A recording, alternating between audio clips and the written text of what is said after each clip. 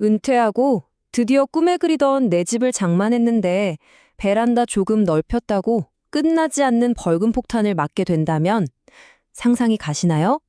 오늘은 정말 많은 분들이 괜찮겠지 하고 넘어가는 이 주택 수리가 어떻게 법적인 악몽으로 번지는지 실제 있었던 판례를 가지고 아주 쉽고 재밌게 파헤쳐 보겠습니다. 자, 이 이야기의 주인공은 은퇴 후에 정말 꿈에 그리던 집을 사신 김 선생님입니다. 부동산 중개인이 딱 이렇게 말했대요. 아이, 동네 사람들 다 그렇게 해요. 괜찮아요. 베란다 확장한 거 별거 아니라는 듯이요. 근데 여러분, 바로 이 한마디가 어마어마한 돈이 깨지는 문제의 시작이 될 줄은 정말 아무도 몰랐던 거죠. 자, 그럼 김 선생님의 꿈이 어떻게 악몽이 됐는지 한번 따라가 보시죠. 정말 평화롭던 은퇴 생활이 구청에서 날아온 우편물 한 통 때문에 그냥 산산조각이 나버렸습니다. 그 우편물 내용이 뭐였냐? 정말 충격적이게도 위반 건축물 시정 명령이었습니다. 이게 뭐냐면 아주 간단하게 말해서 당신이 확장한 베란다 그거 불법이니까 당장 철거하세요 라는 요구였던 겁니다. 김 선생님은 고민 끝에 철거하는 대신에 벌금을 내기로 했어요. 에이, 뭐 벌금 한 번 내면 혼나겠지 이렇게 생각하신 거죠. 하지만 진짜 충격은 여기서부터였습니다. 바로 다음에 이행강제금이라는 이름으로 작년과 똑같은 금액의 고지서가 또 날아온 거예요. 화면에 보이는 질문처럼 아니 작년에 냈는데 왜 또 내라는 거예요? 이런 생각이 들 수밖에 없었겠죠. 아니 도대체 왜? 이 벌금은 왜 계속 나오는 걸까요? 그리고 이게 법적으로 말이 되는 일일까요? 자, 지금부터 이 끝나지 않는 고지서의 비밀, 그 핵심으로 들어가 보겠습니다. 그런데요, 김 선생님보다 더 충격적인 사례가 있습니다. 바로 박 선생님의 경우인데요. 여기 화면을 보시면 김 선생님은 매년 벌금을 냈잖아요. 근데 박 선생님은 구청에서 3년 동안 모르고 있다가 뒤늦게 발견하고는 과거 3년치 벌금을 수천만 원이나 되는 돈을 한 방에 내라고 청구한 겁니다. 한 명은 매년 반복해서, 다른 한 명은 한꺼번에 소급해서. 과연 이 두 경우는 법의 눈으로 보면 어떻게 다를까요? 결국 김 선생님과 박 선생님 두 분 다 이 문제를 법정으로 가져갔습니다. 그리고 법원은요, 이 두 사건에 대해 완전히 다른, 하지만 우리에게는 아주 중요한 두 가지 판결을 내놓게 됩니다.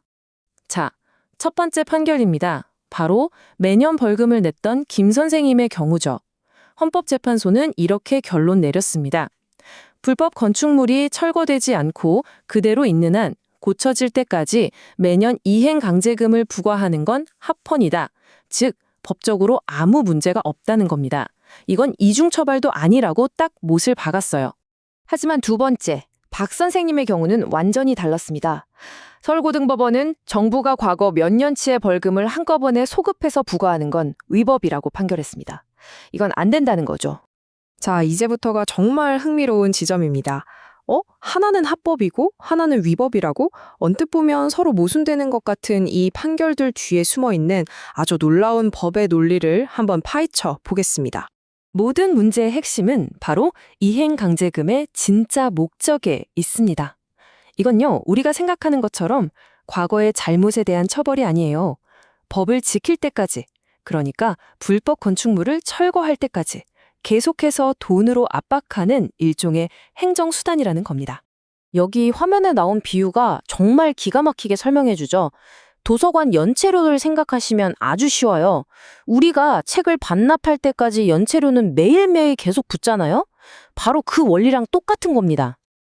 그렇다면 박 선생님은 왜 이겼을까요? 그 논리는 이렇습니다. 이행강제금의 목적은 압박을 통해서 고칠 기회를 주는 거라고 했죠. 근데 구청이 몇 년 동안 아무 경고도 안 하다가 갑자기 나타나서 그동안 밀린 거 다 내세요 하는 건 더 이상 압박이 아니라 그냥 벌이 되어버리는 거죠. 이건 제도를 만든 목적 자체를 무너뜨리는 행위다라고 법원이 본 겁니다.